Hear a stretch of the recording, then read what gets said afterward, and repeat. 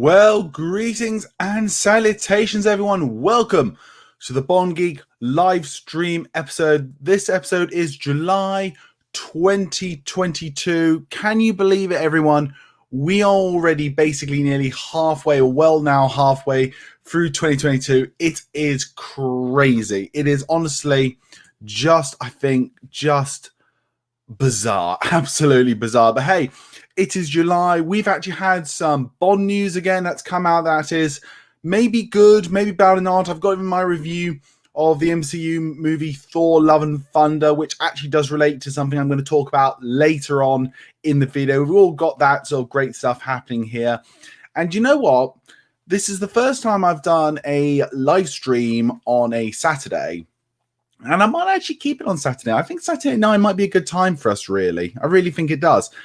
Just to mention, everyone, just thank you all for joining here. I see the comments and questions are coming in very thick and fast. I just want to remind you all, everyone, if you would like to get a comment or question into the show, all you have to do is just write it down in the comment section. I will read it out later on in the episode. You can talk literally about anything you want. And I mean anything. I'll try and answer as much of the stuff, but we've got a lot of stuff to do. But before we get into discussing the main topics today, which is the Thor, Love and Thunder review and the news about Bond being at least 2 years away from production, just got a little bit of house cleaning I want to cover. The first thing I want to share with you all is this. Now, obviously today we are doing a live stream here, but tomorrow night, UK time at 7:45, I'm going to be joining my good friends again at 11:08, where we are going to be doing a live stream review of No Time to Die. And I'm really excited about that, if I'm absolutely honest.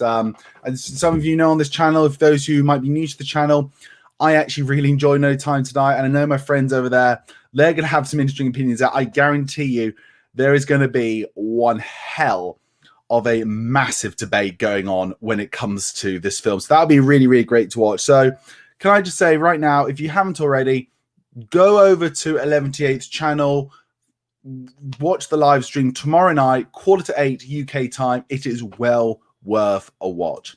And the second thing I just wanted to bring up, for those who don't know, obviously these live streams, they do have a second motif. And what that second thing is about my GoFundMe page. Now, for those who don't know, I had basically open heart surgery when I was a couple of days old. I won't go into the sciencey crap. It's all in, like, you know, the page there. But essentially, I had a big hole in my heart, and the veins going in and out of my body were mixed up like when a kid first learns to do shoelaces. So this year, I'm trying to raise £1,000 toward the British Heart Foundation to mark my 30th year being alive on the 12th. 30 years since my mother pushed me out of her womb. So if you any chance possible, I really appreciate if you could follow the link down below in the description of this video. It does work.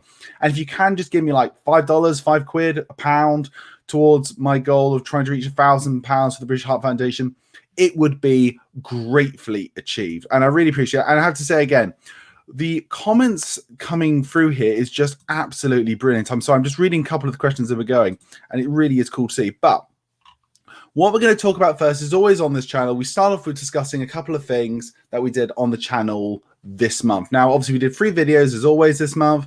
We did our 100th episode, which for me was just such a joy to do. Though I have to admit, with the scorching heat that's going on, I was basically being cooked alive while doing it. But all of you just came and asked me so many questions.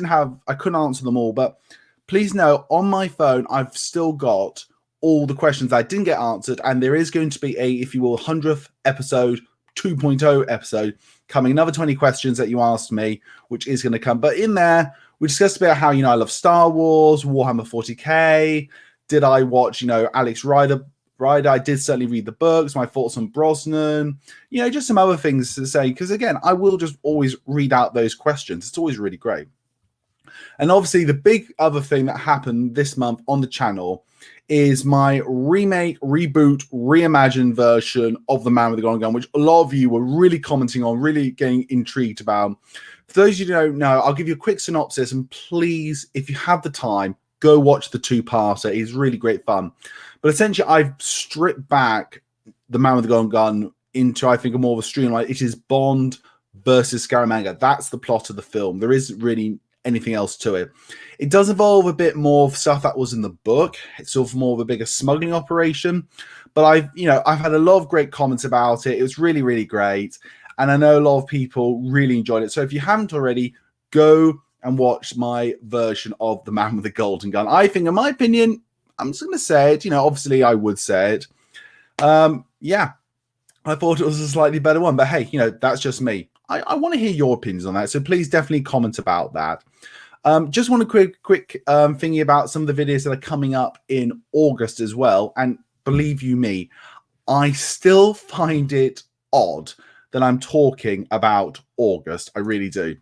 But essentially, we have got on the channel coming up, we do have a Becoming Bond review. That's a review of the documentary that George Lazenby made about his whole life and his time being Bond and everything that came before and afterwards. A documentary I really, really do love quite a bit. The next video is going to be, if I'm not mistaken, it is a top 10 video. I'm finally doing another top 10 video where I'm going to be ranking my top 10 pre-title sequences. I've just finished editing that video. It looks incredible. I'm really, really excited about that video. I think it's going to be really amazing. So watch out for that. It's going to be absolutely fantastic as well. And then the third video of August is going to be not a case of who I really want to be the next James Bond. It's more going to be a question of who's more likely to be the next James Bond. I've just designed that video. I've written it all out, notes and everything. I'm going to be recording it actually probably tomorrow. So that's really exciting as well. So that's just a little taste of what's coming on the channel. So without further ado, let's get into main topic number 1 on this channel. Now, for those of you who don't know, I'm actually quite a Marvel fan. I love the MCU. I think it's amazing what those films have done. And obviously, most recently came out Thor, Love and Thunder, the 4th Thor film. And I still have to be honest, it's still hard saying Thor. Now, I bring this film up for 2 reasons. Number 1, A, I just want to review it and just talk about something on the channel as well. And B, I'd like to answer all of you guys. How would you feel if Taika Waititi directed a Bond film? Just imagine that. What would that be like? I have to say, I think it would be quite a interesting video, in my opinion. Can you all imagine what a potential Taika Waititi Bond film would be? I have to say, I'm slightly intrigued by that. No, I want to give my little review of the film. Now, quick rundown. Thor 1, I thought, was absolutely brilliant. I love the fact it was, if you will, a Shakespearean superhero movie. I really love that aspect and element to it, and I really felt the gravitas that Kenneth Branagh brought to it. I really do feel strongly, if it wasn't for Kenneth Branagh's direction and style, I don't think Thor would have been so widely accepted into the MCU and into our hearts. Now, Thor: The Dark World, in my opinion, is probably still the worst MCU film they've ever made. I really didn't like Thor: Dark World. I think everyone knows why they didn't really like it that much. But hey, that's just my opinion. I know some people actually quite like Thor: The Dark World. That's great. I love the fact that you do. But for me, it just didn't quite work. And Ragnarok was one of the greatest pleasant surprises I've ever seen. Because I remember going into Ragnarok, I was thinking, this is very, very different, but I absolutely loved it. I loved the story, the style, the tone. One of my favorite moments still in Thor Ragnarok is at the very end where Sato is back to the story, Asgard, and Hulk tries to go kill him. Thor goes, "Hulk, no!" And he goes, "But Hulk, smash! I want to smash!" And he went, "No, Hulk!" Still one of my favorite moments of all time. But when they announced that Taika Waititi was coming back, I got really excited. Then they said that, Natalie Portman was going to be, Mighty Thor as well. I thought that could be really interesting. And then you had Christian Bale as Gore the God Butcher. I thought this film could be nothing but brilliant. And you know what? Hands down, everyone, it really did work for me. I really, really did love Thor, Love and Thunder. I actually think it's equal to Thor Ragnarok for me. I love the style. I love the comedy. I love the story about it. I thought the performances were absolutely amazing. I thought Natalie Portman just kicked it out of the park with playing sort of, the mighty Thor. Chris Hemsworth as well, being a legend as well.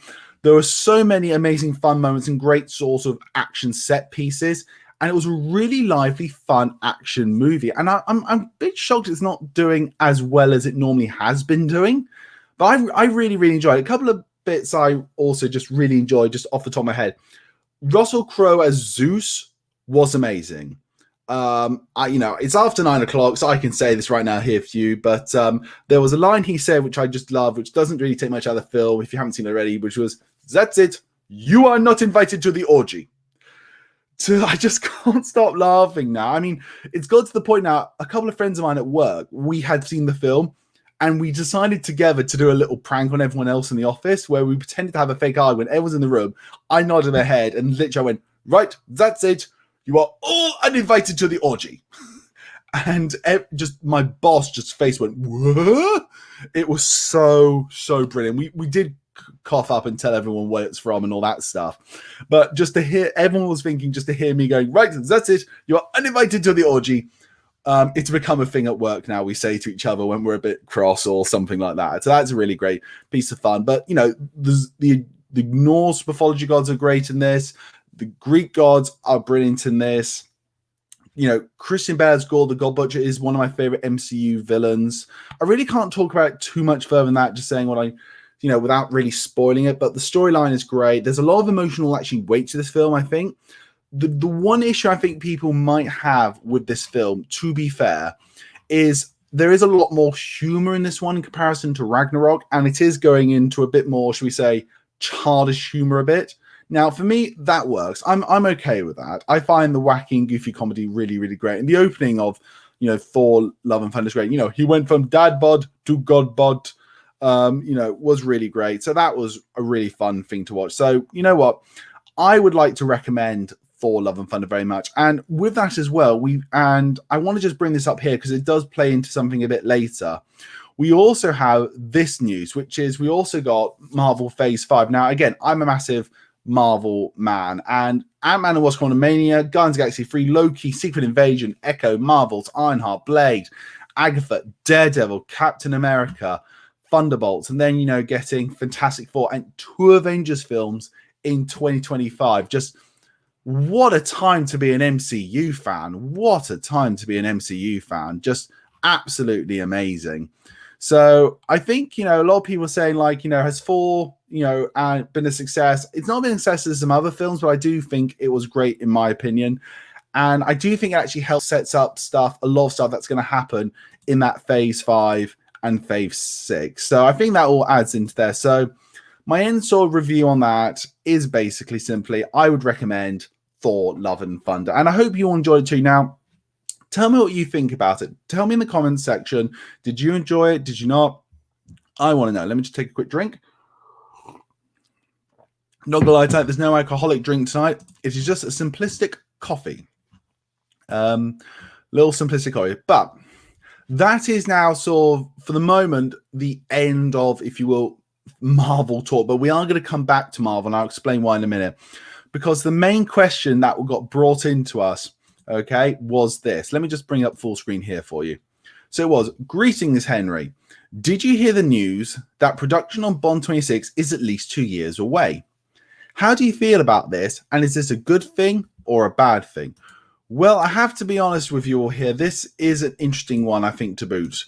Really interesting topic here. And I think it's also fair to say that this news, because if some of you might know, like a couple of months back, someone approached me, and I'll be honest, it was someone on LinkedIn. And so I thought they were saying, and the credentials were working for a certain studio. And I basically listened to what they said. Now, I'm pretty much 100% sure what they were told is something they actually believed and was passed down. But I think the news is false. But essentially, it was that, Bond 26 was going to be announced this year. We're going to have a new Bond on James Bond Day this year, potentially. And, things were going forward. It was going to be like Aidan Turner, potentially, with Christopher Nolan directing. Not so sure about that now with the news. But Deadline reported the news here, everyone. Let me just bring my thingy up here. Is that Barbara Broccoli says the next James Bond film is 2 years away from production. we are reinventing him. Now, if you just see this here, this is obviously from Deadline, simply saying that, you know, it's going to be a while until we see the next James Bond film. It's not going to happen anytime soon. The earliest, from what they're saying, is we're looking at potentially going into production in 2024 and then finally getting released in 2025. Now, I've got the quote here actually from Barbara Broccoli up here, which I'm going to bring up to you right now, everyone. So let me just bring it up here. So the actual quote is, "Nobody is in the running," she disclosed. "We're working out where to go with him. We're talking that through. There isn't a script, and we can't come up with one until we decide how we're going to approach the next film, because really, it's a reinvention of Bond. We're reinventing who he is, and that takes time. I say filming is at least 2 years away." Now, first off, I just want to say to Barbara Broccoli, I really am grateful for your honesty and openness to actually say, you know what, guys, I'm just going to tell you right now, filming is at least 2 years away. You know, we're really taking our time to reinvent Bond. And for me, this is potentially a great thing and a bad thing. Let's just start with the positive here. On one side, as a Bond fan, I am super over the moon that Barbara and Michael are really taking the time and effort to really go, right, we need to reinvent Bond. We need to make something that's great and brilliant, a new era of Bond. That does take time, and we're not just going to quickly rush into it, quickly getting a film out quickly. We're going to spend hardcore time working out the perfect new version of Bond to give you guys that you're going to love. And on one side, that really does actually make me quite happy to hear that. On the negative side of that, which, again, this is just me being an issue, is like, if you are going to take at least, shall we say, you know, production to go not until for another 2 years, so 2024, that means potentially you are going to release your film in 2025. Now, traditional Bonds, they will release in like October in the UK and November. So you're looking at that. Remember I talked about Marvel a bit earlier. Look at this. Okay, in 2025, we are not getting one, but two massive Avengers movies. In May, Avengers Kang Dynasty, and in November, Avengers Secret Wars. Let me just really focus you all on that, please. The big finale, the big end of Phase 6, the Multiverse Saga Secret Wars, November 7th, right around the time where Bond 26 probably would release. That is not good. Now, I'm not saying Bond can't stand up to Marvel. It certainly can. I think so. But honestly, to release a film to go up against Avengers Secret Wars, I think is actually quite... you know what? I will say this. I think it's actually unfair to the new actor starting. That's like, right, we're going to... New Bond, new era. What are we going to put you up against? The massive Avengers movie that has been probably, you know, since Iron Man 1 been in the making. That's just not fair. That's just not fair. And I also think it's quite a stupid idea. Now, I really do. I think it's not such a bad... I just don't think it's a good idea at all. And this slightly annoys me because I'll be honest with you, open with you. I do, as I say, I really am grateful that the producers spend a good amount of time deciding we're going to give you the best Bond film we could possibly get. We're going to top ourselves again and again. They really spend the hardcore time. But I'm going to be honest, recently, let's just say, minus the COVID issue, you know, which took an extra, what was meant to come out in 2020, took an extra 2 years finally for the film to come out. So, you know, year and a bit. Bond films are taking a bit longer and longer to make. Now, I don't think we're at a stage in life where we can have them every 2 years and be of the quality they are. But I'd like to think potentially every 3 years, certainly with Amazon backing them. And to have a new film, to open a new era, to go up again, I'm sorry, against Avengers Secret Wars after you've had all this build-up from MCU, all the way to that film, Avengers Secret Wars, I just don't think it's right. I think you're quoting disaster. What you really should be doing, again, my opinion, and it's easier me saying this and done, is you should be releasing it in 2024. You know, I'm not saying Fantastic Four won't be amazing. I have every firm belief. By the way, fingers crossed, John Krasinski returns as Mr. Fantastic and Emily Blunt as Sue Storm, very much so. I just don't think it's a wise business move to release in 2025. And I'm very worried they might go, yeah, let's release it in 2026 instead. No. But I think that's the issue here. But can I just get back to her quote here just to say, nobody's in the running, she disclosed. We're working out where to go with him. We're talking that through. There isn't a script and we can't come up with one until we decide how we're going to approach the next film. That I 100% agree with and I respect. Though I'd be lying if I didn't think that they have already got some people potentially in the running already. You know, it really is a reinvention of Bond. And I will say it again. Bond does need a reinvention. He really does. Because, you know, we've had the Daniel Craig era. It's been great. It's been a very much more human Bond, a sort of storyline running all the way through, a more looking at Bond's personal side. We need a complete reinvention. Now, I don't know what it's going to be. Could you go back to a more Roger Moore style, fun over the top? Are you going to do what I really hope they might potentially do, which is go back in time to the 1960s? Who knows? Who knows?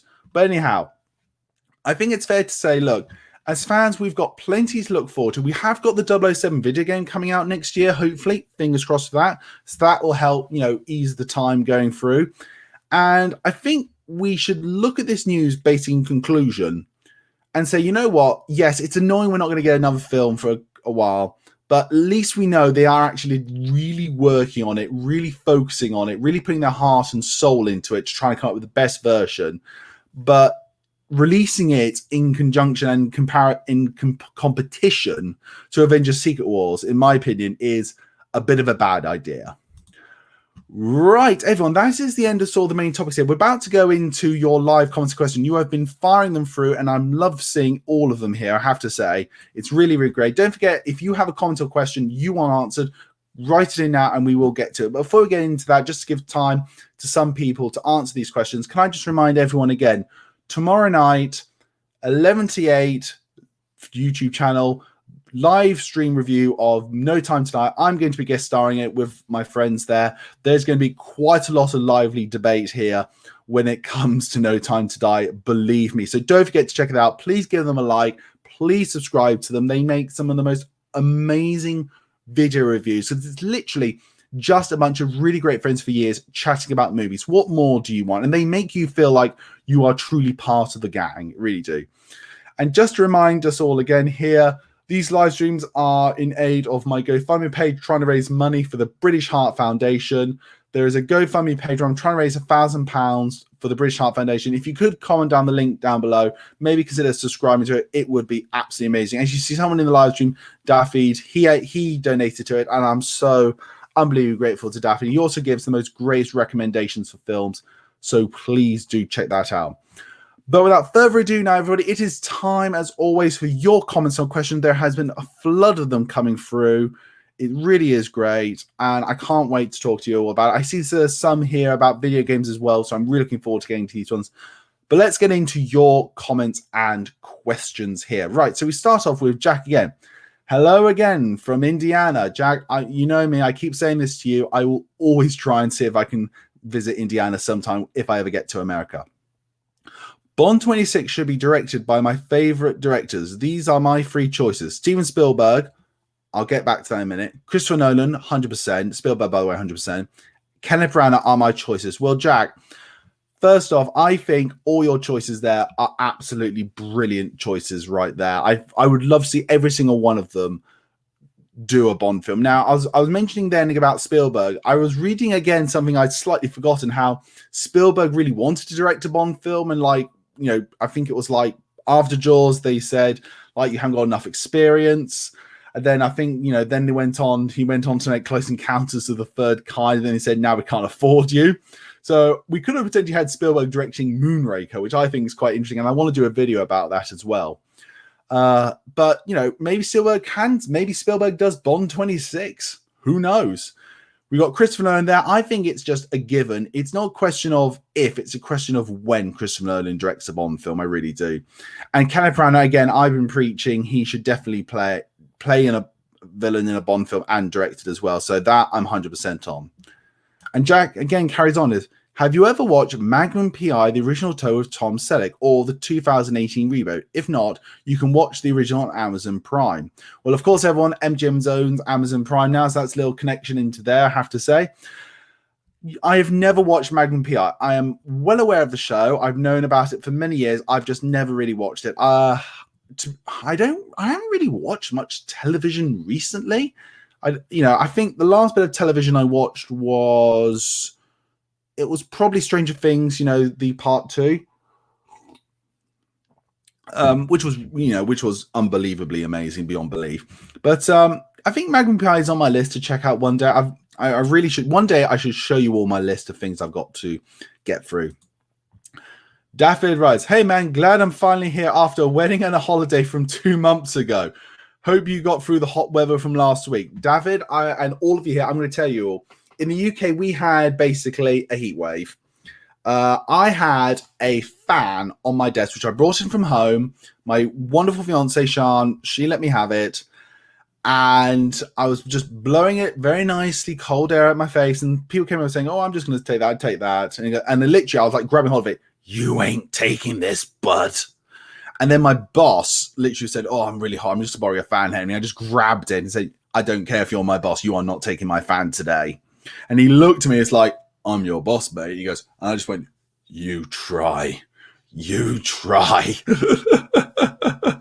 So no, that is what happened with the heat wave. But we're all friends again. We're all friends again now. Just went actually to his birthday party. It was really nice. Daph writes, "Oh, Beanie Babies behind you." Yeah, they are my fiance's Beanie Babies, except for the panda. That's me, because in my circles, I'm known as Panda because of my personality and physical resemblance to Kung Fu Panda. Right, we get to the next question is, Jack Hine again writes, "Who do you think should be Bond in Bond 26? Okay, I'm going to give you 2 answers to this. First one is who I really wish is going to be James Bond. And then I'm going to give you the person I think who's likely going to be James Bond. Now, the person I really want to play Bond, and again, for about maybe 3 or 4 films, is always going to be Henry Cavill. I think Henry Cavill is for me, I just really want him as James Bond. Now, who I think will get to play Bond is someone like potentially James Norton, Aidan Turner, Jack Lowden, Sam Huygen, one of those sort of, star roles that, maybe had some TV show stuff, who was a star in their own, people know about them, but they haven't really had that big cinematic, icon yet. And that's the sort of people that they generally like to hire. So of all those I just mentioned there, I'm still hoping for Aidan Turner to be the next James Bond. Kieran McCann writes, "Aidan Turner still as Bond. He's been so quiet on the TV movie front." Yeah, well, again, Kieran, great minds think alike. I believe he has got that Amazon show, Leonardo, so he is also in with Amazon at the moment, so that could be a sign of potential things to come. You never know. So let's just see what happens in that. But again, I think Aidan Turner would be an amazing James Bond. Jack Hine writes, "What is your overall favorite MCU film?" Okay, I knew the MCU questions would come in. Okay, if I had to pick one MCU film that is my favorite of all of them, and I mean of all of them, it is a tie between 2, if I'm 100% honest. I cannot decide between the 2. Now, the first one is the first Avengers movie, which is just amazing. And entire that would be Doctor Strange, because I've loved Doctor Strange ever as a kid.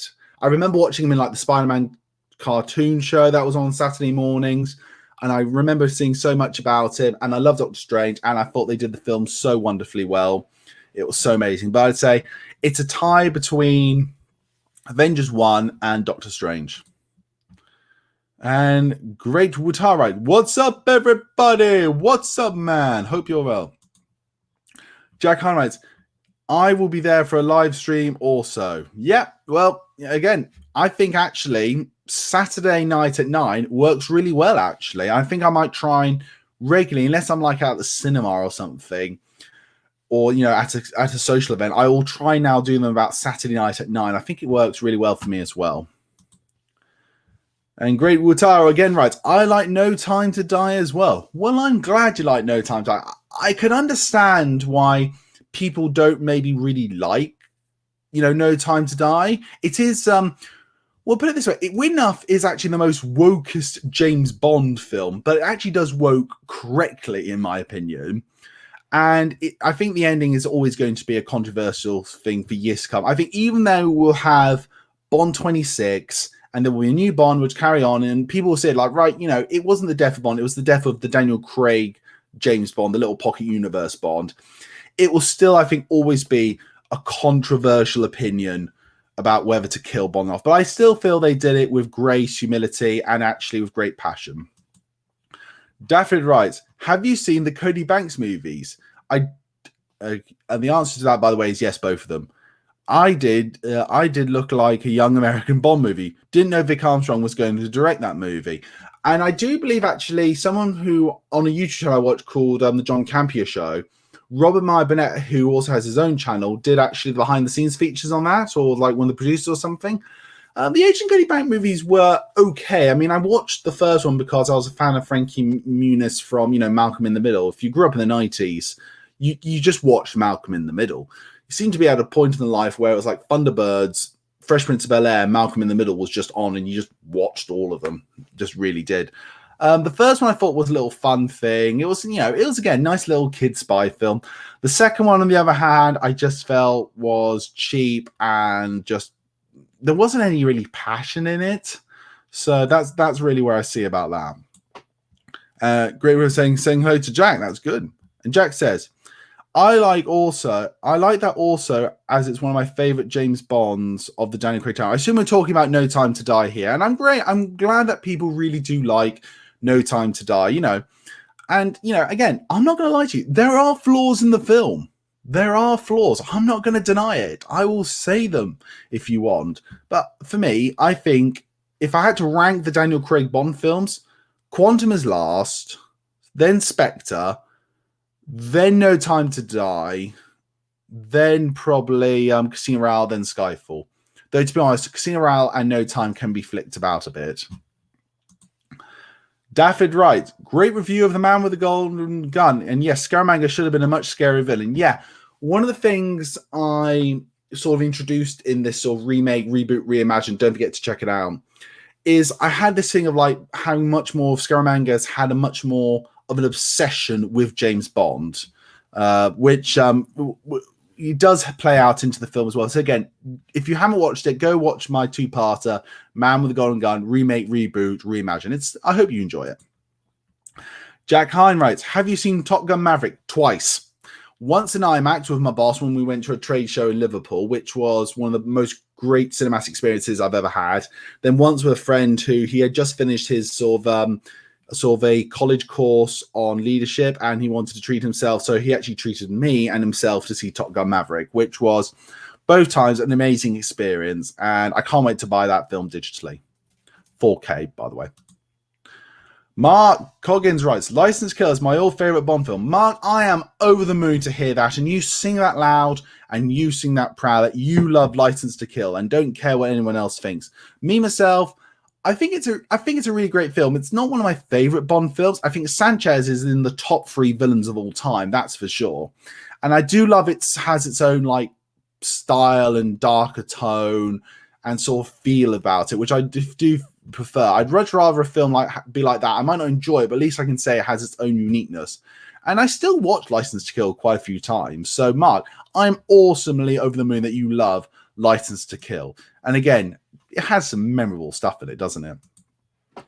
Daffyd Reigns right. Mark Collier, interesting. Looking forward to Calvin's review. I think we're talking about something in regards to what Calvin's going to review. Again, let's just actually quickly talk there about, Calvin Dyson, because, again, he is one of the greatest of us in the James Bond community. I don't consider myself in the James Bond community. I'm just like a fan of, like, I grew up watching Calvin, even though we're roughly the same age, and, David Zaritsky and Joseph Darlington and the James Bond Radio and James Bond and Friend podcast. I'm just a guy with dyspraxia sharing my love of Bond, and I've been very lucky to do a video with Calvin. I'm still would love to do another collaboration with him down the line. Just, again, just have to find something we both really would love to talk about. And I've also, again, been very lucky to do a video with you on Dutch Bond fan, who is, again, an utter gent and a figurehead again for the James Bond community. Great Watar again, right? Might watch it this Tuesday. Yeah, everyone, let's go watch License to Kill. I tell you what, all of us here, before the next live stream, I'm going to rewatch License to Kill, and we'll do a quick little License to Kill recap in that as well. Okay. Jack Hine writes, Michael Keaton is returning as Batman in 2 movies, Batgirl and The Flash. Yeah, I did hear about that. Now, I'm going to say something. I don't know if this is controversial or I don't know, but Batman is my favorite superhero of all time. I'm not actually the biggest fan of Michael Keaton as Batman. Now, don't get me wrong. I do love him as Batman. He is definitely one of the best Batmans. But he's never been my favorite. Like, if you say to me, I would easily put Christian Bale as my favorite, Ben Affleck, in a way, Adam West. I loved Val Kilmer as Batman. Just Mike Keaton's never just been my favorite. But the fact that he's coming back to the film where we don't talk about the main star is actually quite something as well. And Jack says, you will love it and I won't spoil it. That's the thing we like to hear. Right. Daffyd writes to us again. Oh, yeah, man. Thanks for asking my questions on your other video. I understand that you can't read them all out. I'll ask too many anyway. Well, Daffyd's commenting because you know that... well, let me just bring it up here again. Let me just bring it up here, everyone. On my 100th episode, there was a few questions, say, by Daffyd. I tried to get through actually most of them because he always is really supportive of the channel. But there are a couple of other questions that are coming. And again, I don't know when I'm going to do it. Probably within the next couple of weeks. So I've got on my phone, I haven't got it here. I think I've still got about 22 questions still to answer, which I will get to. If you wrote a question, I want you to know that it will get answered. Okay, and Great Wutare, Zafir, wait, he's finally going to review it. Finally? Yeah, I think again, once to Calvin, I know he's I think he's up to Living Daylight, so I think his next sort of big, review is License to Kill, and I can just imagine what he could be potentially doing with that, and I can't wait to see it. Literally every Sunday I am waiting for Calvin's new video to drop. I don't admit it. Of course I am. I'll tell you what, also, just again, quick shout out to Dutch Bond fan you're on. Have you all been seeing his video reviews of the James Bond novels where he's done his own illustrations on it? Honestly, I think, respectfully, they are the best reviews of the James Bond novels up to this point that are on YouTube. I really can't recommend them enough. I've watched his Casino Royale book review and the Limit Die one now. We're in the double digits. We're definitely in the double digits with that. So I really, again, recommend them. Jack Yen writes, I watched it again. I agree on that. Also, I love both the movie and your version. Thank you very much, Jack. Yeah. Well, listen, the movie does have its great points. I'm not going to lie. I mean, I think the Funhouse, Scaramanga's Funhouse, is one of the best things ever in the franchise. I really do.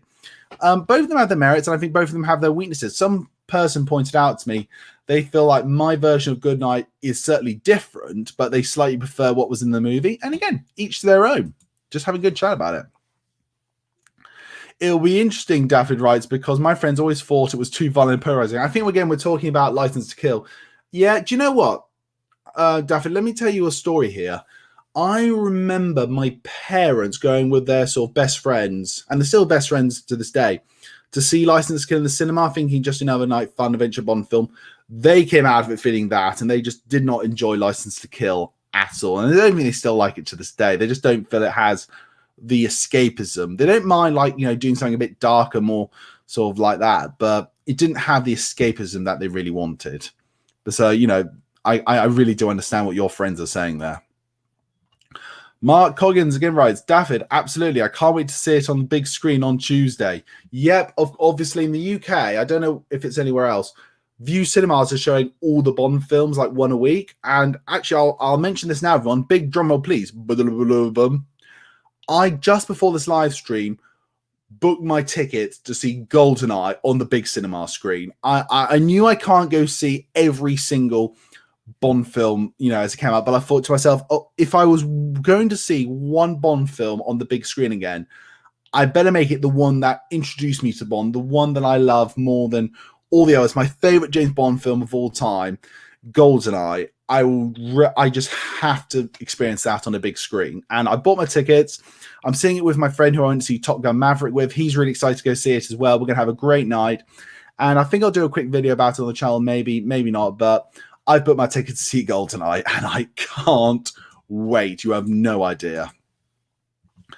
Mark Collins, right? License to Kill. It's showing tonight in Manchester. Well, I don't know. It might be showing also tomorrow night as well, Sunday night. So definitely go out and watch it. Isn't it crazy that it's?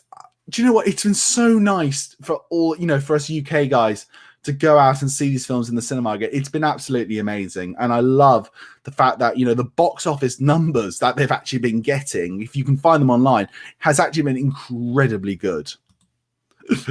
Kieran writes, Aidan Turner has to be. Well, again, if it's announced as either like Henry Cavill or Aidan Turner, I will be jumping for joy, and I'll probably doing a live stream where I'll just be non-stop talking about it.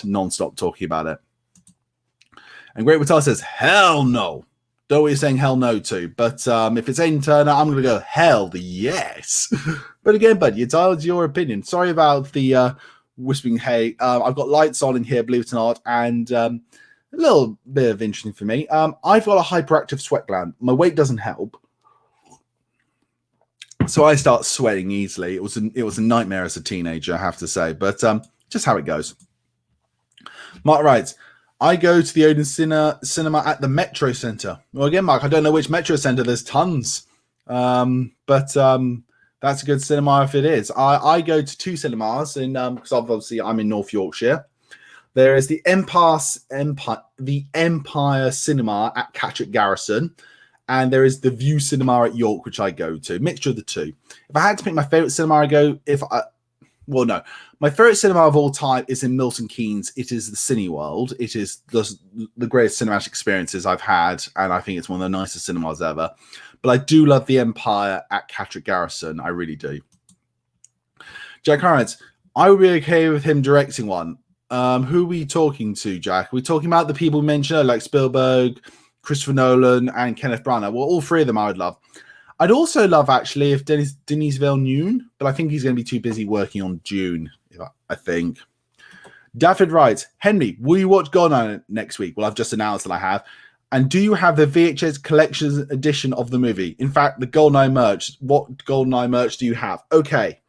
It's a bit disappointing on all that front, David. So will I be watching Goldeneye next week? 100%. I did used to have the VHS collector's edition of the movie. Haven't got any more. Goldeneye merch, don't really have any. I got a toy car of the BMW, which I threw out a window once because it was a BMW, and it wasn't the Aston Martins. Ideally, once, I'm maybe in a better financial position and stuff like that, and I've wanted to create, get some collector stuff in, I would buy the Goldeneye prop that you can get. I would also like to get a complete VHS collection, and I know the one you're meaning, of the Bond films. And I probably, that's what I'd probably get. And I'd also like to get a copy of the N64 game as well, again. And by the way, does anyone know when that's being released? Because I swear it is being released sometime digitally this year. Hell to the no. That's going to be your catchphrase from now on. Hell to the no. I like that. Lorenzo, hey, bud. I haven't spoken to you in a while. I hope you're really well.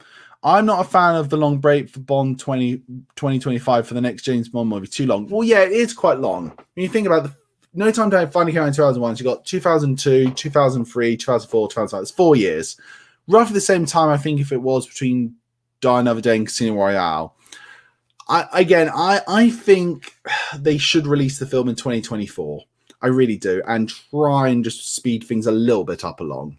I just can't believe that in between these long gaps between waiting for No Time to Die release, they're just sitting on their thumbs. I don't believe it. And I wonder if Amazon will try and step in and saying, we need to get this out a bit earlier. We don't want to be competing with Avengers Secret Wars. I really do believe that. So we'll just see. Jack writes, I agree with you on that also. Well, good on you for agreeing with that, bud. I'm really happy to hear that. By the way, everyone, these questions are fantastic. They definitely keep them going. Lorenzo writes, I understand Eon Productions, AK United Artists, got fine direction to go. Sorry, let me start that. Sorry, Lorenzo. I don't think I've read that one properly. I apologize. Lorenzo writes, I understand Eon Productions, aka United Artists, got fine direction to go. Well, okay, I think I know what you mean. Yeah, well, let's say it is not as simple as going, right, we went from a serious Bond film, we now need to go back to the Roger Moore style Bond film. It's not as simplistic as that. I think you're going to find probably the next direction will be a real sort of hybrid. I think they'll try and find something where it's more closer to Fleming again, but at the same time, we might get the over-the-topness come back slightly. I mean, a lot of people forget this, but you forget in Doctor No, the novel, Bond fights a giant squid. So anything is possible. I think, the direction will be revealed. And I'm still hoping for that idea of going back in time. And Great Wutar again writes, that film will flop hard. What if Face directed that? Again, I think you're referring to about going up against Secret Wars. I think it's just a bad idea for a Bond film to release in 2025. You got that is going to be a year of the two Avengers movies, no matter what you do. I think it'll be much better if you can maybe try and get it out for 2024. Yes, you would have to go up against Fantastic Four, fair enough, but you stand more of a chance with that than you do against two Avengers movies in the same year. I really do believe that. And Great Woodtower carries on writes, Jack, it will be as bad as Diamonds Are Forever. I'm not sure what you're thinking about, but let me just go into that. Let me just find that comment. Basically, I don't know if you're commenting about what exactly you're commenting about, Bud, but let's stay positive. Mark writes, what is everyone's favorite Bond film? Well, write that in the comment section, everyone. From now on, I want to see what everyone's favorite Bond film is. For me, it's Goldeneye, always will be. David writing about my idea, what if Taika Waititi would direct a Bond film? Taika Waititi movie would be quite stylish and fun. The fact of the matter is, I don't know if any of you have seen it, but has anyone seen his film Jojo Rabbit? Because even though that's silly and fun, the incredible humanity and actual real sophistication of that story is there. So he can do it, and it would be something quite unique and interesting. David again writes, Mark Coggins, is that in London? Good question. I think that's running to the Metro Centre. No, you don't know. I really don't know either. There could be one. There's a Metro Centre in York, Leeds, Newcastle, you name it. Greta Water says, I don't want another goofy Bond film. Yeah, I get where you're coming from, my friend. I really do. I think there isn't a real appetite, if you will, for, shall we say, the Kingsman sort of Bond film to return. But I do think there is a potential middle path, like a whole new path, which is a bit of the Craig era style things and what came previous into something a bit different could be the way to go forward. Lorenzo writes, I wish we could go back to getting a 2-year break between Bond movies. I get where you're coming from, Lorenzo. I really do. The thing is, I would say about that, and I think it's a fair comment to say, is I just don't think it's feasible anymore. Because I think now a good time would be to maybe think about 3 years between Bond films. I think that's perfectly acceptable. I think every 2 years, it's a bit more difficult now because you don't really have the books. You can go right, we'll do this book next. So we know where we're going sort of with it. And I think the films have got so big that you just do need that little extra time to come up with something new and different. But, again, I still trust in Barbara and Michael. I will always do. They always seem to have steered us right so far. Joe writes, have you seen Aliens and Marvel is doing comics on the Alien series? I have heard about that, and I can't wait to maybe try and read those, Jag. That's the best thing I can say about that. Lorenzo writes, I remember back in the day, Pierce Brosnan films, James Bond era, we got 2-year break. We got a movie every 2 years. Yes, I do know what you mean, but again, I grew up with that. And, Goldeneye, Tomorrow Never Dies, Well Enough, Die Another Day. Well, if you actually think about it, it's only Brosnan's first 3. Obviously, it took it took 3 years between Well Enough and Die Another Day. And yeah, they were really great films, and I'm not saying it can't be done, Lorenzo. It definitely can be done. But I think, it would be probably wiser to expect, and I think be acceptable to have a 3-year gap at the moment.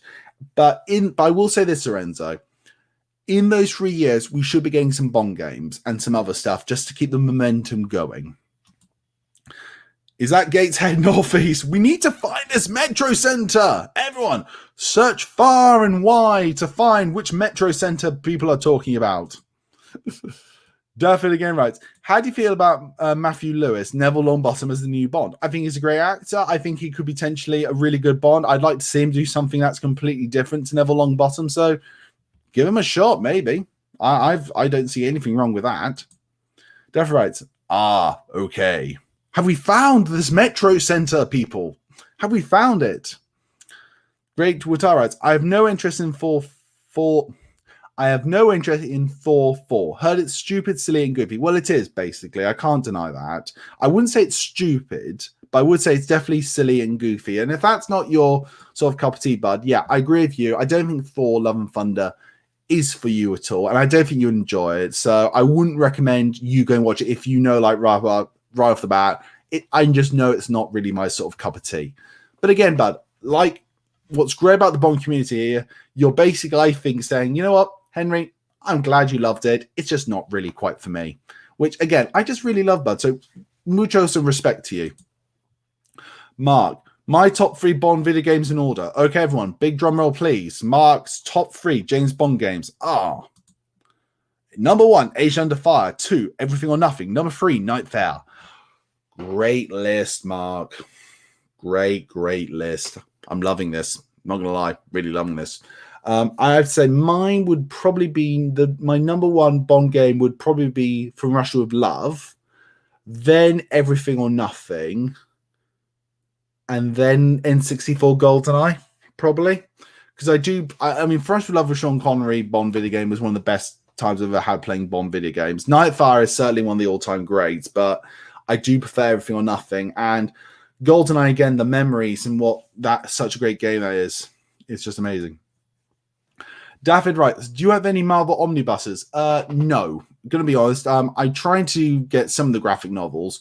The only stuff I've got graphic novelized from Marvel is Deadpool kills the Marvel Universe and Deadpool kills the Marvel Universe again. I've mostly got a lot of graphic novels of Batman. Long Halloween, Hush, The Killing Joke, stuff like that. That's really where. So what I have got that's really good. Talking about Alien earlier, I've got the original script for Alien, the graphic novel, and the alternative Alien 3 graphic novel, which is really good. And I want to get the Batman 89 graphic novel when it comes out. Jack says, I agree with you. I think we're talking again about Thor Love and Thunder here. Love the discussion about this, everyone. I agree with you, and the Phase 5 is going to be exciting for me for seeing Ant-Man back with Captain America. I thought it was okay. It had some great action sequences. Again, that's a really great example of it. As I say, that's to say, you either love it or you hate it. That's how it goes. But Jack, I see where you're coming from. Again, I've got a friend at work. He found it was enjoyable, but he found it too silly and stupid, and he thought it was okay. He feels like Marvel slightly lost its level of maturity it once had. Daffyd writes, I know you're a Bond geek, but in case you see me talking more Marvel films future, but I can see you talking more, about more Marvel films in the future. Even now, would you redo some of the movies? I'm gonna surprise you, Daffyd. No, because Kevin Feige has made each one a unique, specific jigsaw piece, and I feel if I was to try and tamper with it, that would just unravel a lot of stuff. Talking about Marvel films down the line, maybe in these live streams, but there isn't enough Bond connections in them to really chat about them. So if there was enough Bond connections in them, then potentially, yeah. Daffy writes, coffee at 9 p.m. You're not going to sleep, man. Coffee doesn't really affect me that way. I have been addicted to coffee. I used to drink about 4 or 5 cups a day. I've got myself back down to 2. So I should be all right with that. Daffy writes, I don't suppose, Henry, that you've seen Chris Tarrant on the original VHS opening License to Kill UK tape doing that competition eating KFC. No, I haven't. You've got me on Facebook. Share it with me, bud. Please share that with me, because I will just watch the crap out of that. Jack Heim writes, I'm okay with waiting, and I agree with the quote. It's been hard since after the ending of No Time to Die. Well, again, I think that is another issue as well. If you look at this quote, everyone, let me just remove myself here a bit. The thing is, you've killed off Bond. You're going to have to do a complete hardcore reboot. It's going to take some time to work it out.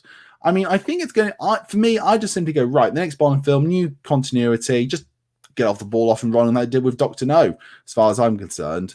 But that's just basically how I do it. But again, I just love the fact that they are at least taking their time with it. Daffod again writes, I feel like the new Bond will have more acknowledgement of Bond's past history, kind of like spiritually the same background as Daniel Craig's, while being its own thing. Potentially. No, I get exactly where you're coming with that. Sort of like I think a bit like how the new Daredevil, people know it's gonna probably be a bit of a carry on from the the Netflix shows, but it's not going to properly fully sort of say we are officially carrying on afterwards, but it will carry on that stuff. I agree with that. The one thing I will say is you are going to reboot Bond. I'm okay if you want to bring back Spectre again. Just in the first one, just say Bond's aware of Spectre and it's just still chasing him Blofeld down or something like that. I'd be okay with that. And Great Wutar, by the way, Great Wutar, I'm not sure if I'm saying your name right, and I want to just apologize in advance for that. Yep, Kevin Feige makes at least 2 or 3 movies a year, while Barbara can't make a movie every 2 years. I think I get where you're coming from with that, Bud. And don't get me wrong, I really understand the frustration with that. The thing is, though, when it comes to Marvel, it's not like every film is like spring 2023 Bond film. Autumn, Bond film, Bond film, Bond film. These are different properties. Now, let me just bring it up again. When you think about it, just bring it up here, bud. Just imagine that's a Bond film. That's a Bond film. That's a, let me just get rid of me. Sorry for a moment. Let me just bring that, sort of hide that for a moment. That's a Bond film. Echo's a Bond film. Loki's a Bond film. Marvel's a Bond film. Blade, Bond film. These are all different things and different styles and different sort of things. Completely sort of, I think, separate things.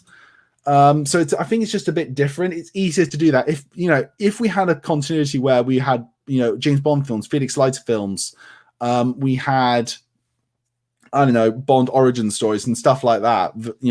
Then I would agree if you you could do this stuff. But I think it's not fair to compare that. But I do get where you're coming from, and I do think they need to sort of bit of pep in their step. Let me say, to quote Veruca Salt. I don't care how. I want it now. I say Tomorrow Never Dies was up against Titanic, and Tomorrow Never Dies still made money. That's a fair point. I can't deny that, bud. I can't deny that. You're absolutely right. So maybe I'm wrong about Avengers Secret Wars. The only thing I would say to that in response between our good friendly banter is you're 100% right, and I can't deny that logic, but I think the box office layout and how things perceived is different now to what it was then. And technically, Titanic did win over Tomorrow Never Dies. But again, I can't deny your logic there. Daffy writes, only because most recent audience will have seen the Daniel movies, they'll want to keep them as well, as us hardcore fans want their new take. They don't want to lose that. Hope that makes sense. Yeah, no, it makes complete sense, bud. No, it makes complete sense. And I could see them just basically having like Ralph Fiennes, Naomi Harris back and just doing another Bond adventure. Heck, if you want to, why not consider using the beginning of the Man with the Golden Gun book to sort of bring Bond back a bit? That might be interesting. If you don't know what I'm talking about, Bond comes back in the Man with the Golden Gun novel, tries to kill M after being brainwashed by the Russians, and then to prove Bond is still capable, he's sent off to kill Scaramanga. Why not have Bond come back, try and assassinate M, and the mission being find out who brainwashed Bond? I'd be up for that. Daffy again writes, and Starship Troopers, would you like to know more? Jack says, I'd like to see that also. I think agreeing with Daffod's thing, that could work. That really could work. Right, we got Mark again writing, my rankings of Bond actors. Oh, I love reading these. I really do. Number 1, Pierce Brosnan. With you that. Number 2, Daniel Craig. Great choice. 3, Dalton. I'd have those two switch around, but still great choice. 4, Sean Connery. Excellent again. 5, Roger Moore. 6, George Lazenby. I think my one would be basically Dalton and Craig switched around, potentially. Actually, no, sorry, I tell a lie. Number 1 for me would be Brosnan, 2, Dalton, 3, Craig, 4, 3 sort of Connery, 4 Craig, and that's on. But it's a great list, bud, and I can see that.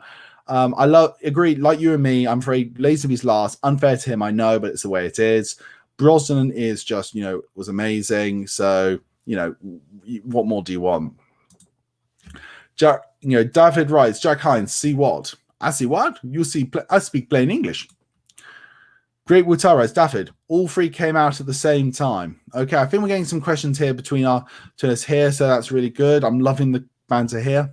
David writes, oh no, Dalton as your number 1. Well, I know Dalton is your favorite, bud, and I'm glad he is. Okay. Jack Hine writes, I saw Love and Thunder and didn't like it. Well, again, that's the subjectivity, guys. We have people who like these things, people who don't like these things.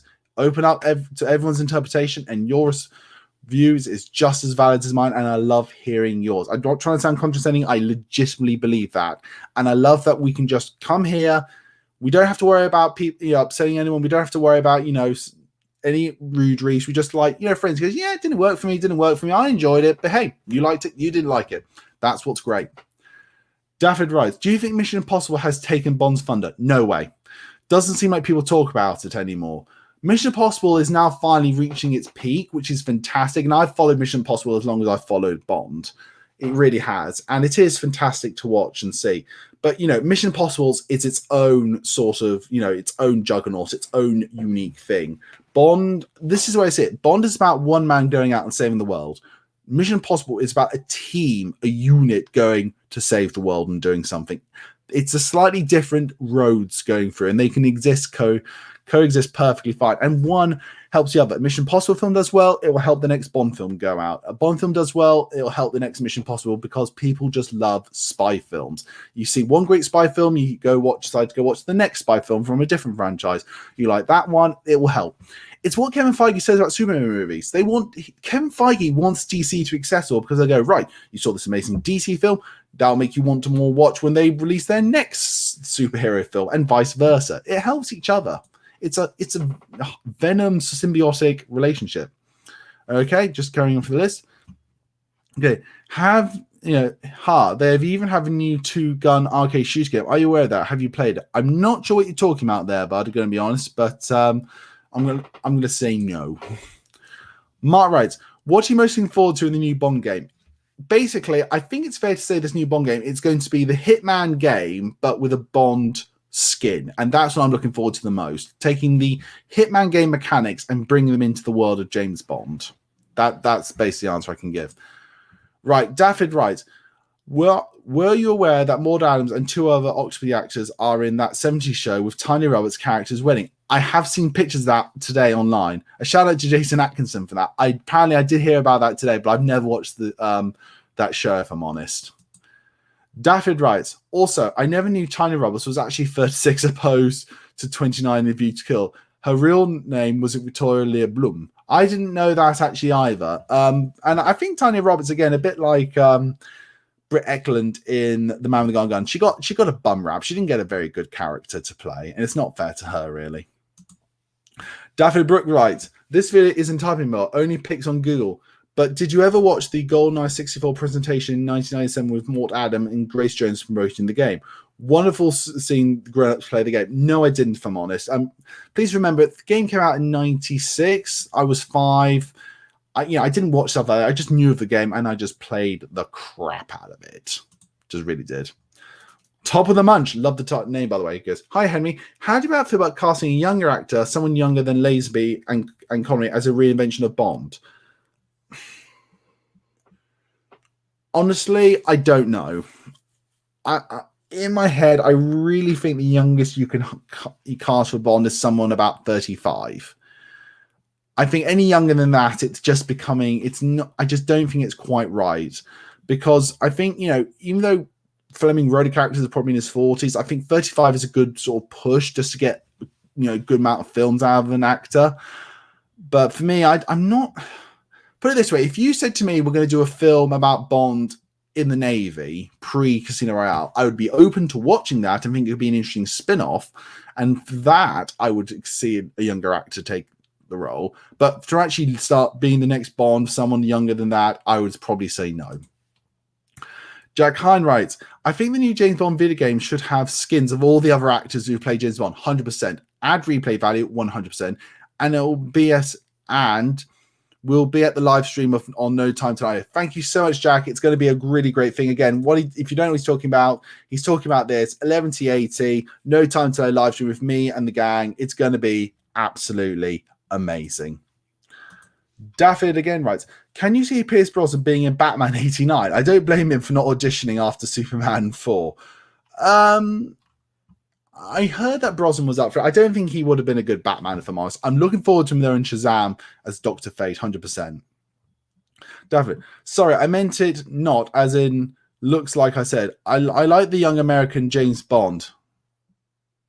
Yeah, I get Doeg Daffy. I got what you mean. But thank you for writing that in, bud. Mark Coggins, right. Dino Day was my first Bond. Sorry, let me start that again, Mark. Dino of the Day was my first Bond film I saw at the pictures when I was 15 years old. Again, it's the first Bond film I saw in the cinema as well. It holds a special place in my heart despite what everyone thinks about it. It's in my top 10 favourite Bond films. I'm super glad to hear that, Mark. Dino of the Day, I'm not going to say it's like one of the greatest Bond films of all time, but it is my ultimate guilty pleasure Bond film, and it does hold a special place in my heart, very much so. But for the life of me, if I ever got a chance to interview Barbara Broccoli and Michael Wilson, one of the questions I would have to answer is, whose idea was it to turn one of the most beautifulest cars ever created in the history of car manufacturing invisible? Because that person needs to have their head examined. Great, what I write, Mark. I got Dino Day in the middle of the pack. Yeah, I think that's a fair enough place where to put it. I don't know where, just without looking off the top of my head, where I would put it on my list, but it's somewhere there. Daffyd again writes, would you say that the decision to kill Bond was just to finally take that risk and make the movie as opposed to being an art for Daniel Craig's Bond personal? I think what I first off, they talked about, we'd love to end these films with Bond dying in a casino. I don't believe that. That's bull. I do think, though, for No Time, they had an idea of what actually, if we could, because Daniel Craig's era is separate from everything else, and we'll never have this chance again. Let's just do it and do it the best way possible. And I'm grateful they did it. I think the decision to kill Bond was just because they knew they had the opportunity to, and we might not ever get this opportunity again. Let's just make a story that actually will be worthy of Bond's death. And I think that could be a reason why they did it. So I agree with you on that front. And I still stand by, I think they pulled it off. But let me say this just one more time before I get Lorenzo. You cannot repeat the death of Bond. It's a one and done thing. If you do it again, it just weakens it and just takes out the dramaticness. Bro, can you do a video to fix my favorite James Bond movie adventure, The World's Not Enough? It's on my list, Lorenzo. I've got two potential remake, reboot, reimagines I'd like to do next. One is World's Not Enough. One is actually No Time to Die a little bit. Because a lot of people asked me to do that one, but I think the next remake, reboot, reimagined will be The World Is Not Enough. That's for sure. Lorenzo, I enjoy your review of The Man with the Golden Gun. Your idea is what you said. I like to see one of my favorite James Bond adventure, World's Not Enough. I'll tell you what, Lorenzo, I'm not doing another remake, reboot, reimagine for a while, but I think the next one I will do will be World's Not Enough. David again writes, License to Kill was certainly shocking when I saw it during the Oh Heavens season, summer of 1999. After watching all these PG rated ones, I have to say, you basically have Scarface. You've summed it up perfectly, bud. I can't beat that. Can't believe that. And Kevin Conroy writes, Mark said, Kevin Conroy is and always will be my Batman. Yeah, he is one of the greatest Batman. He probably is the Batman. And I've just seen a thing come in from a very, very dear friend of mine. And if he's watching right now, I'm going to have to get him on maybe a live stream someday. But this is my good friend, Daffyd Moody. I used to do a podcast with him called The Glorious Movie Show. And we had a recurring gag that he used to farm me every episode. And I do miss the show. We stopped it for certain reasons, but it's really great to hear, Daffyd. And, we got to have a proper catch up. But hey, Henry, it's crazy to think that I'm excited to watch a Predator movie again with Prey coming out next week. Oh, guys, I know you don't know this, but we slammed the Predator. I think we spent a whole episode just ranting and raving about it. It was great fun. But yeah, bud, like you, I'm looking forward to Prey so much. It's going to be great fun to watch. And hope you're well, bud. We'll chat soon. Probably not tonight, but soon. Jack writes, Ben Affleck's going to be back as Batman Aquaman 2. I heard about that. I'm super excited about that. I think that's so because with the change of We Don't Talk About This movie, they've had to take out the Michael Keaton Batman they were going to have in it and put in Ben Affleck. And I think it's great that Ben Affleck's we've basically up saying, look, yeah, of course we'll pay you, but would you mind just coming in for this just because we need this? And he's gone, yeah, sure. So I really respect Ben Affleck for that. Lorenzo writes, The World's Not Enough is my all-time favorite James Bond adventure thriller. I always defend that movie a lot. Bond fans call me a fake Bond fan. Well, then tell them to go away because you can enjoy whatever you want. It does. If someone calls you a fake Bond fan just because you enjoy something, they're not, I have no time for that. Because every Bond fan hate The World's Not Enough. I don't hate it. It's not one of my favorites, but I don't hate it. And Lorenzo, I'll tell you again, if someone says to you, well, you're not a real Bond fan, I would just simply respond saying, I just wouldn't respond, just go away. Because part of fandom is love what you love, hate what you hate, but always be respectful for what, you know, someone else does as well. That's the way I see it. Daffy writes, seeing Robert Darby in License to Kill was great because he's funny in the Goonies, but after 10 seconds of seeing him in the movie, oh God, that was not going to be like any other Bond movie. You're absolutely right in that, bud. You're absolutely right. Absolutely right. Daffy again writes, Crest head popping. Man, I got nightmares from watching License to Kill, bud. I got legit nightmares. Okay, we got Lorenzo again writes, lot of Bond fans call me a fake Bond fan because I always praise Pierce Brosnan James Bond era. Well, I'll praise it to the house home. Brosnan's era is my Bond era. A lot of people make fun of me. We'll tell them to, well, mate, you've always got me to chat to about it, and I'll never call you silly. And I know true Bond fans will always stand up for you and make sure you sing your praise of what you love as well. Okay, and Great Witai says, hopefully Dutch Bond fan reviews DBO reviews Oxley tomorrow. But he's on vacation, so I understand if you wait till next week. Yeah, he's I know he's on vacation. I think I saw on his Instagram today he's in Disneyland Paris. Lucky. Again, always watch his stuff. And you're honest, one of the nicest guys on the planet, really is. Whitaker's home in the living daylights was very much like Scaramanga's Funhouse, says by Dafford Brooks. Yeah, 100%. I think there is a bit of connection there, but Scaramanga's Funhouse is just a legend. Right, we've got quite a few questions here, everyone. We're getting past, quite a thing. I'm going to get through them all, so don't worry about it. But I think we'll probably have to put a pause anymore on sending too many questions. But we're going to get through them all, okay? So, Joe Thempel I can't say that name. Basically, Joe the Plumber, I think, it says, right, Paul Rubens should be the next James Bond. Good choice, mate, but I'm going to have to disagree on that one. But thank you for writing in with your comment and suggestion there. Just congrats, and I hope you love seeing it on the big screen. Obviously, talking about the fact that I finally booked tickets to see Goldeneye on the big screen. I wish I could be in England to see Goldeneye on the big screen. I wish they did in the United States. I'm shocked they're not doing it in the United States. Really am about that. But yeah, I am literally just like, I'm seeing Goldeneye on the cinema. I'm literally just jumping for joy. Daffy writes, just thought I'd say there's one pic of Sean Bean screen test as Bond with Marido. Have you seen it? No, please send me the pic. I think I know. I've seen quite a few things in my life. I think compared to what you know, Daffy, I've seen fuck all. Great Wood writes, unfortunately, I can't see the classic Bond. Oh, sorry, I haven't put it up. Unfortunately, I can't see the classic Bond films in the theatre here in the US. I'm sorry. I feel actually really sorry for that. You guys deserve to see it just as much as we do. You really do. I'm shocked at that. But listen, I won't go on about it too much about the Goldeneye things. That might be a bit of a twisting the knife thing, bud. But yeah, I am excited, and I feel it's really crappy that you can't see them on the big screen as well. Daff writes, haha, Matthew Lewis is a Yorkshireman as well as Bean. Yeah, well, Sean Bean is the definitive great Yorkshireman, in my opinion. Lorenzo writes, I always love The World's Not Enough. It's entertaining, joyful, action-packed, excited Bond movie adventure. It's what Bond... It's a Bond movie that makes me love Bond movie of fun. Well, great, Lorenzo. Sing it out, sing praise. If you want to keep saying your love of World's Not Enough on these live streams, you do it, bud, and I will read them out with joy and a great pleasure. Lorenzo, Goldeneye tomorrow, Never Dies, World Enough, Die Another Day, fun Bond movie adventure, entertaining, joyful, action-packed, exciting, and some of the best moments in the entire Bond franchise, bud, in all those films.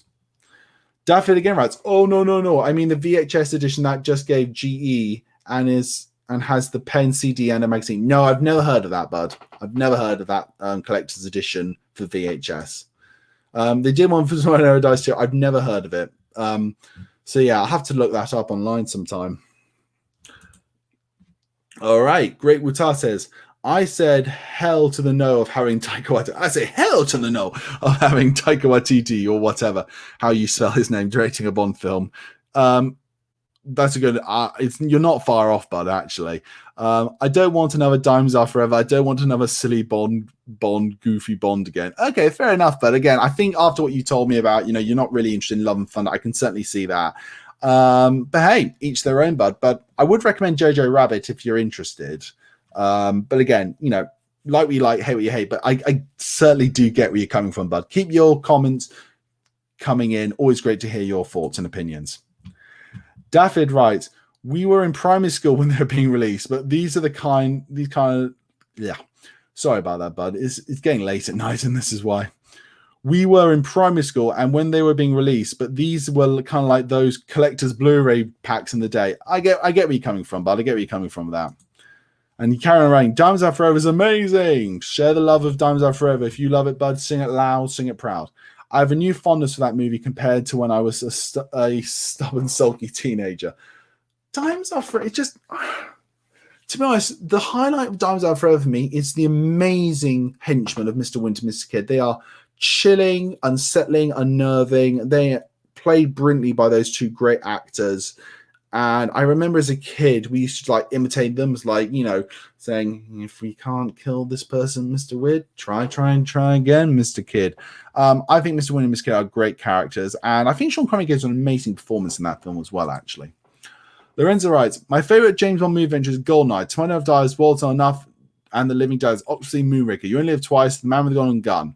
Brilliant choices, bud. Brilliant choices. Keep them coming in. I love Goldeneye. 20 of Dies, World's Not Enough, Living Dies, Oxley, Moonraker, You Only Live Twice, Man with the Golden Gun. Great films, though I would say Man with the Golden Gun is probably the weakest out of those lot.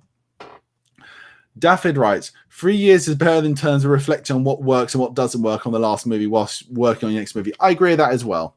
I do agree with that as well. I'm okay with that. Oh, let me just stretch myself out a bit here.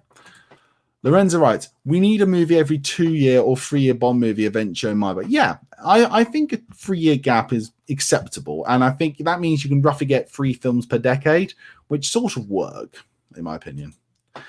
Daffy writes, I'm going to make sure me and my friends watch on YouTube the Goldeneye VHS opening 1996 to get in the spirit of a kid being in that era. Absolutely 100%, bud. You do that. Lorenzo writes, my favorite James Bond video game, 007 GoldenEye on Nintendo 64. Yep, great game. Nightfire, 8 on Fire, Everything or Nothing, fun nostalgia video games, all of them. Again, great choices. My one still would be, my favorite Bond video game still would have to be From Russia with Love, without a shadow of a doubt. Daffyd again writes, right before we walk into the cinema. Oh, I can't wait to watch GoldenEye big screen. I really can't. Jack writes, my favorite Bond films are GoldenEye, same as me, bud. Octopussy, great choice. Casino Royale, wonderful. Spy Who Loved Me, classic. For Eyes Only, did not appreciate it enough when I was a kid. Moonraker, classic. What great choices there. And what I love about that list as well, Jack, for me, it's the variety of different types of Bond movies in there, which again shows the greatness of the Bond, series, how it can vary and change over the time. Daffy writes, will you do a reaction to that James Bond VH collection montage from the GoldenEye VHS tape? If I get a copy of it, I will try and do a reaction to it. Well, no, I won't try. I will do a reaction to it. Daffy writes, this was amazing. Thank you, Henry, for answering my questions. Always, bud. Always. Okay? And don't forget, everyone, and again, the questions, if you put in questions to that live, that's, Q&A thing I did, I've still got them, and they will be coming out soon. Hope you enjoy Goldeneye and stay invincible. I am invincible. Who doesn't love that? Mark has finally written the name. It's Odeon Metro Center Gateshead. We have done more advertising for that Metro Center than I think they've done in their entire life. Everyone, rush to Gateshead. Thank you, by the way, for putting that in, Mark. Daffyd, and please watch the new Michael Rosson vids on YouTube reviewing Bonds. Michael Rosson. Hold on.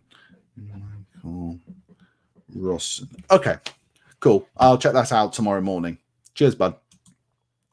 Mark said, Living Dead Like 3 Tigers is more time favorite. I'm going to be honest with you, bud, that is not on my list, but it's a great one, and I know why. Yes, you are pronouncing my name. Great Wutar. Thank you very much, bud. It's my dyspraxia. I always get nervous about naming people's names. It's just a thing I have. Daffy writes, have a great night, and you better sing The Experience of Love in that cinema. Oh, 100%. Honestly, me and my friend, we're like super excited to say it. He loves Brosnan films like me. He knows this is my favorite, and he actually honestly said, he can't wait to share this experience with me. So it really is fantastic. Mark writes, what is your favorite fight scene in the Bond series? My favorite fight is between Bond and Necros hanging in the back of the Hercules plane. Great choice, and that is a really, really great one. If I had to pick, it would have to be probably still Bond versus Red Grant from Russia with Love, or Bond versus Hinks and Spectre. I think those are some of the best sort of like proper fight scenes they've had in the series. Lorenzo writes, Living Daylights and Oxley wasn't on our favorite pre-title sequences. Great choices as well. I can't deny all of those, but you'll have to see what my favorites are in August. You're going to have to wait, everyone. Top of the Munch game, right? Eon should release Bond 26 in 2026. So you think that would be, enough time? Then every 3 years, 29, 32, obviously 35, 38. Okay, yeah, that could be potential, bud. Could be potential. I just think, honestly, if you drag it out another year, people are just going to get, I think, annoyed potentially. I know that might be wrong, but hey, that's just how I feel. But I get where you're coming from. I really do. Dan Craig's my favorite Bond, but Sean Connery is the best Bond. Again, I love that comment there, bud. I really do. You said who your favorite is, but you feel like objectively Connery is the best. For me, I think I love what you're saying there. For me, if I had to do a similar thing, Brosnan's my favorite Bond, but I think Dalton is the best Bond. So Brosnan's but Dalton was the best. But thank you for sharing that, bud. Lorenzo, Pierce Brosnan and Roger Moore are my top favorite James Bond actors. Suave and sophisticated gentlemen. You talking about me, Lorenzo? Charming. Definitely not talking about me then. Man, excited Bond movie of fun. Yeah. Well, again, that's a really great style of Bond. And for those of you who say like it's not really Bond was like that for the part in the books. It was like his persona, his like, if you will, like his Batman, his, his version of himself he presented to people as a front, which is really great. David writes, Mission Impossible has a new twin gun shooting arcade game. So that's what you're talking about, bud. No, I haven't played. I haven't been to an arcade in ages. Need to go back. Jack Hine writes, my favorite James Bond is Daniel Craig because he was the first Bond I was. There you go, bud. Same with me with Brosnan. And I bet the death in the end of No Time had more significance and more emotional weight because of that. And I would love to hear your thoughts on that. I agree with you on that, Lorenzo, and I stand up with you too. There, Lorenzo, I told you what I mean. Proper Bond fans, we might not maybe agree like they're my favorites, but if they're your favorites, we'll stand up and celebrate them with you. David Grace, shout out to you, Henry. You've created a great, fun community here. It's all thanks to all of you guys. I'm just doing a live stream because I've always wanted to do a live stream, but I love doing this. It's my treat to do these live streams every year, and that Moody, I keep saying to you, I want you on the show. I want to do a show with you, so. Let's make magic again. Let's make music together. Sorry, we watched All Dogs Go to Heaven again. It was on Amazon Prime recently. But cheers to that, Moody, and come on the show, bud. John Wells writes, I'm hoping they stick with a relatively unknown actor to take over the role. Well, again, John, I think you're going to enjoy in the sort of third week of August my realistic actors who could portray the next James Bond video. I think you'll find that really interesting. Jack writes, I heard that Lego is going to do an Aston Martin DB5 with a minifigure of James Bond in the set, being Daniel Craig in his tux.